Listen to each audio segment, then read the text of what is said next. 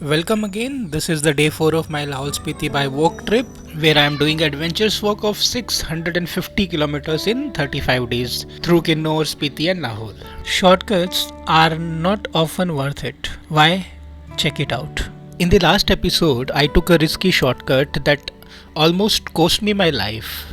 The route was dangerous due to the landslides, so I had to turn back halfway. By the way, this video had subtitles in many languages. Check for the subtitles in your language. बच गया फिसलने वाला था shit shit shit shit This ordeal drained my energy and wasted my morning until 2 pm. The incident taught me that quick choices can have big consequences, and it's important to be careful, especially in the dangerous areas. A man had warned me about the landslides and suggested me an alternate route to the National Highway 5. Following his guidance, I took another shortcut which led me to the main road at least by 3 o'clock. लो जी, मैं वापस विशाल के पास आ गया और अब ये रास्ता बताया विशाल ने। ये रास्ता पकड़ के मैं नीचे NH5 तक कनेक्ट करने वाला हूँ। ठीक है दोस्त, थैंक यू। ये वाला शॉर्टकट लेके मैं वापस रोड पे कनेक्ट हो गया हूँ। वैसे अब इतनी बुरी लाइफ में कभी नहीं हुई जितनी अभी हो गई है। इतने शॉर्टकट मार के करीब 4 घंटे भटकने के बाद मैं वहीं पहुँच रहा हूँ जहाँ पर मैं बस में आधे घंटे में पहुँच सकता था। एंड द वर्स्ट पार्ट, थकान के मारे हाल बुरा हो गया। करीब 3 बज चुके हैं इस वक्त, तो अभी भी 14 से 15 किलोमीटर मुझे चलना है। I did some stretching in order to cool down my leg muscles and give some relief to my shoulders.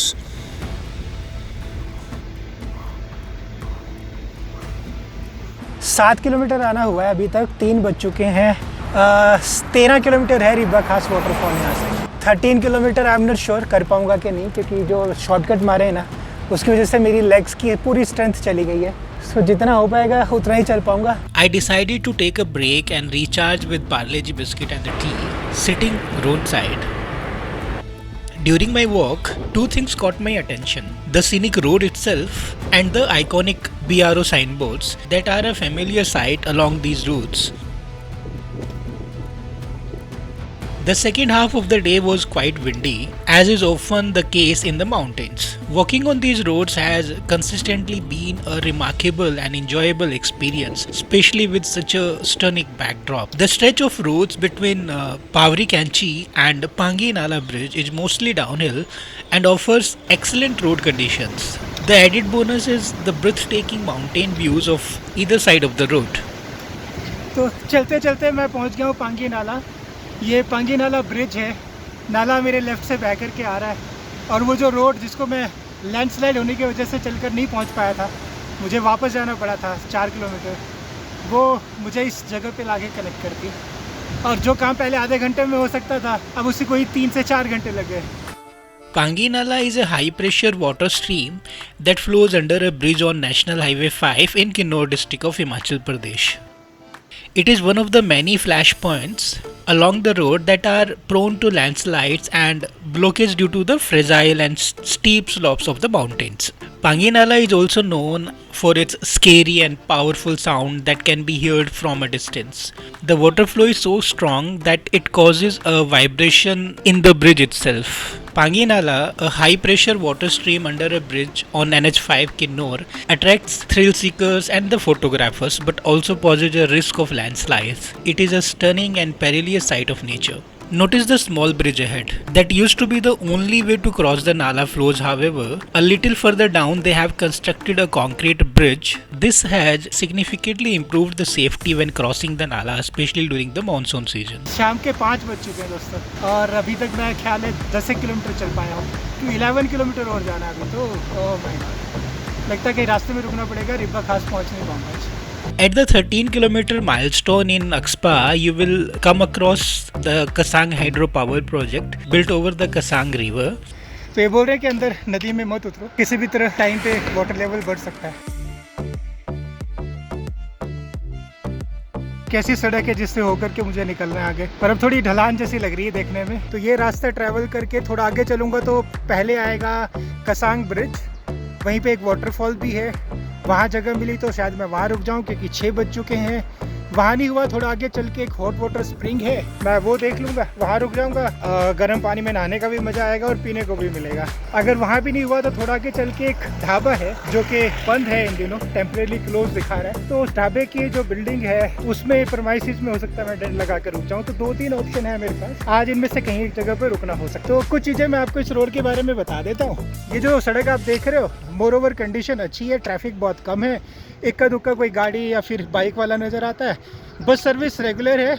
कुछ जगह पर ना आपको ये बत्ती नज़र आती है रेड कलर की, जिसके जलने का मतलब है कि आगे लैंडस्लाइड के चांसेज हैं, तो थोड़ा ध्यान से चलो आप। तो उस तरफ भी थी, इस तरफ भी थी। तो जो लैंडस्लाइड प्रॉन एरिया है, जैसे कि सामने आप देख रहे हो, तो ऐसी जगह पर इस तरह की लाइट्स लगा दी जाती हैं और ये बोर्ड भी लगा दिया जाता है। While journeying between the Pangi Nala and the Kasang Nala, I had a pleasure of meeting with the biker who are exploring the Lahaul Spiti region on his trusty Hero Splendor motorcycle. Let's delve into the conversation I had with them. ये बढ़िया चली आपकी hero bike वहाँ पे? अरे बिल्कुल कोई दिक्कत नहीं आई? बिल्कुल स्मूथ। लोग डरते हैं, बस कहते हैं कि हाँ। कोई दिक्कत हो जाएगी, ऐसा कुछ हो जाए, कुछ नहीं होता भाई। मतलब जिगरा होना चाहिए, जैसे आप में है, के अंदर जो जिगरा है वो आप मतलब किसी में भी नहीं है। अभी लोग घूम रहे हैं जैसे एक ट्रैवल विदाउट मनी, आपने देखा होगा। अच्छा, काफी बंदे घूमते हैं, लेकिन जिगरा होना चाहिए। जो आप में है बहुत बढ़िया जिगरा। कमर नहीं दर्द हो रही है? ना ना, कोई दिक्कत नहीं है, बहुत बढ़िया आ रहे हैं। ड्राइवर बढ़िया हो तो सब कुछ बढ़िया। सब बढ़िया है। देखो यार क्या शानदार जर्नी कर रहे हैं। तो कितने दिन हो गए निकले हुए? हमें 3 दिन ही हुए। शुरू कहाँ से किया? शुरू लुधियाना पंजाब से, यहाँ से अच्छा। स्पीति से तो 4 दिन में? 4 दिन में खत्म? 4 दिन में खत्म। गुड है यार। अरे बहुत अच्छा बढ़िया। काम कर रहे हो आप। बहुत मतलब यही बढ़िया। है, एक नेचर का लवर जो है ऐसे पहाड़ों में घूमता है, वो बहुत बढ़िया है। इन रोड पे चलना कितना खतरनाक हो सकता है आप देखो। ये मलबा है यहाँ पर, और गिरा कहाँ से है ये पत्थर देखो, एकदम ऐसा लग रहा है कि लुढ़क के नीचे गिर जाएगा किसी भी टाइम। पता नहीं किसकी जान लिखी होगी इस पत्थर के नाम। बहुत बुरा हाल है। और ऐसे आप देखोगे ना, जहाँ मैं खड़ा हूँ मैं भी सेफ नहीं हूँ। मेरे एकदम सिर के ऊपर तक ये रॉक है, कभी भी पत्थर गिर सकता है किसी के भी ऊपर और किसी की भी जान जा सकती है। बहुत रिस्की होता है इस तरह की सड़कों पर आना, स्पेशली बारिश के मौसम में, तब तो और भी बुरा हाल है। After walking few kilometers, I reached to another waterfall which is known as Kasang Nala waterfall. Kasang Nala has witnessed several incidents of landslides and rockfalls in the past, causing damage to the vehicle and disrupting the traffic movement. Kasang Nala is not only a trouble spot but also a scenic spot for some travelers who want to enjoy the beauty of the nature in Kinnor. The water stream flows under a bridge of NH5, creating a soothing sound and a refreshing sight. Some people also stop by to take pictures and videos of Kasang Nala and the surrounding landscapes. However, it is advisable to be careful and alert while traveling on this road, as landslides can happen anytime without any warning. Kasang Nala is a symbol of challenges and charms of traveling in Kinnauр. Personally, I found that Kasang waterfall to be even more captivating than Pangi Nala waterfall. The abundance of water and the thundering sound of its flow filled me with an adrenal rush. The experience was a perfect blend of tranquil beauty and thrilling adventure. As the clock struck 7 p.m., I encountered a signboard indicating the beginning of Morang boundary from the point onwards. बहुत time के बाद एक ऐसा section आया है पूरे root में जहाँ पर हवा नहीं है, शांति से मैं बात कर सकता हूँ। तो पिछले 5 किलोमीटर में जो जगह मैंने वॉक की है, बहुत विंडी था। तो इस वक्त शाम के 7:30 बज चुके हैं। अभी अभी मैंने कासांग ब्रिज और कासांग का वाटरफॉल क्रॉस किया है। लोकल कुछ लोग मिले थे, बोल रहे थे कि इस एरिया में आपको स्नो लेपर्ड्स और उन सब का खतरा रहता है। मैं कह रहा हूँ यहाँ स्नो ही नहीं तो स्नो लेपर्ड क्या रहेगा, बट लोग बोलते हैं तो सुन भी लेना चाहिए। तो मैंने सुना उनकी बात, पर मुझे इस तरह का कोई खतरा लग नहीं रहा है। ऑलमोस्ट हर 1 घंटे 1.5 घंटे में कोई ना कोई बस मुझे क्रॉस कर रही होती है। अभी बस रहने की जगह ढूंढनी है।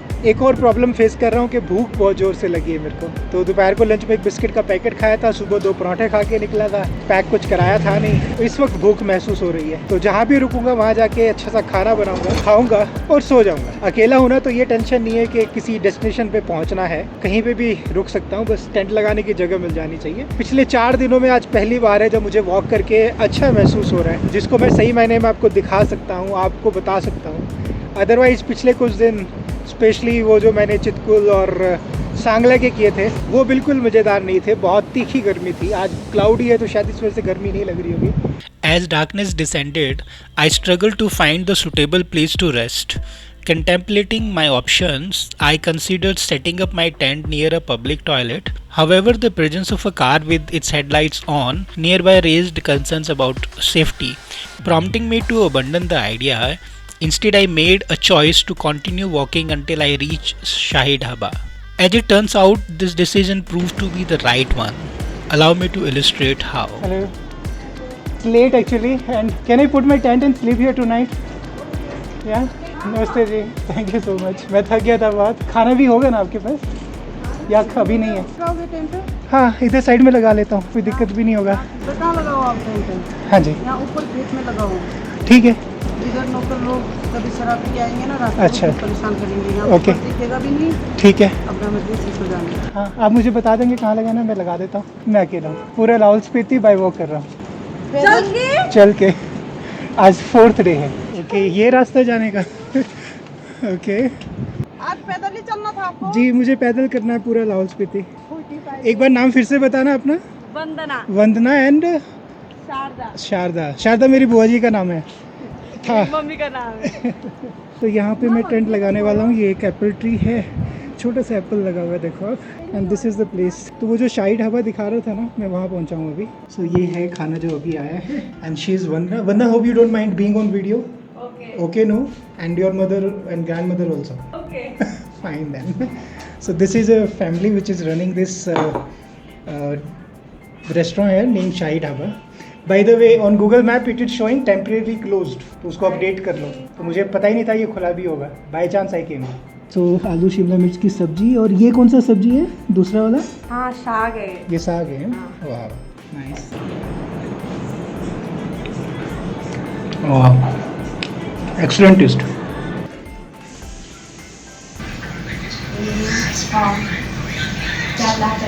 कहते हैं ना, जो होता है अच्छे के लिए होता है। अच्छा हुआ मैं आगे आ गया। थोड़ा तकलीफ जरूर हुई, अंधेरे में चलना पड़ा और बहुत अनसर्टेनिटी के साथ मैं वॉक कर रहा था। लेकिन जो टेम्परेरी क्लोज दिखा रहा था शाही ढाबा, वो एक्चुअल में खुला हुआ था। मैंने जब पूछा ना कि खाना मिलेगा कि नहीं मिलेगा, तो उन्होंने बना ही दिया खाना। चावल भी बना दिए, रोटी भी बना दी, सब्जी भी बना दी। And I was surprised. मतलब मुझे बाद में पता चला कि इनके ढाबे की टाइमिंग रात को 9 बजे तक है। तो जैसे ही मैं पहुंचा, मेरे ख्याल से ये बंद करके जाने वाले ही थे, समझ रहे हो। तो इन्होंने ये लेट हुए 1 घंटा बिकॉज ऑफ मी, मेरे लिए खाना बनाने में, खिलाने में। It's a nice thing. अब कल थोड़े पैसे ज़्यादा भी चार्ज करे तो कोई दिक्कत नहीं है, जो होता है अच्छे के लिए होता है। तो इस तरह से मेरा आज का दिन यहाँ आके कंप्लीट हो गया दोस्तों। तो रात के बज गए 10:30। मैं तो पेट भर गया, मेरा भर गया, फट गया खा खा के, इतना ज़्यादा है। जिनकी प्रॉपर्टी पे मैंने टेंट लगाया है, ये नेपाली फैमिली है और ये यहाँ पर सिर्फ समर्स में आती हैं और विंटर्स में वापस चले जाते हैं। 2 औरतें हैं जो इसको चलाती हैं ढाबे को, और आजकल उनकी लड़की है वंदना, वो भी यहाँ पर आई हुई है। तो मेरा आज का जो टोटल खर्चा हुआ है, रहने का 170 रुपया, ब्रेकफास्ट का 90 रुपया, तो 260 रुपये मैंने आज खर्च किए थे। डिनर का कितना होगा ये कल सुबह पता चल जाएगा। और ऑलमोस्ट 19 किलोमीटर का मैंने वॉक किया है। तो ये शाही ढाबा है, यहाँ आकर के आज का दिन हो गया कंप्लीट। सोने की तैयारी है और उसके बाद अब आपसे कल सुबह मुलाकात करेंगे। 7 बजे ये लोग आ जाते हैं, 7 बजे खुल जाएगा। पुराना एपिसोड अगर आप देख रहे चाह रहे हैं, जिसमें मैं चितकुल से स्टार्ट करके रिकांगपिओ तक पहुंचा था, तो वो लिंक ऊपर की तरफ दूंगा। और अगर आप पूरी सीरीज देखना चाह रहे हैं तो यहाँ नीचे की तरफ है। जिन जिन लोगों ने मुझे सपोर्ट किया, उनके नाम यहाँ पर लिखे हुए हैं। आप भी मेरी जर्नी को और मेरे इस ड्रीम को पूरा करने में हेल्प कर सकते हैं। मुझे ज्वाइन कर सकते हैं पैट्रियन पर, पेपाल के थ्रू, और साथ में गूगल पे, पेटीएम, सबके नंबर्स यहाँ पर हैं, डिटेल्स यहाँ पर है। तो थैंक यू सो मच दोस्तों, अपना ख्याल रखिए, खुश रहिए।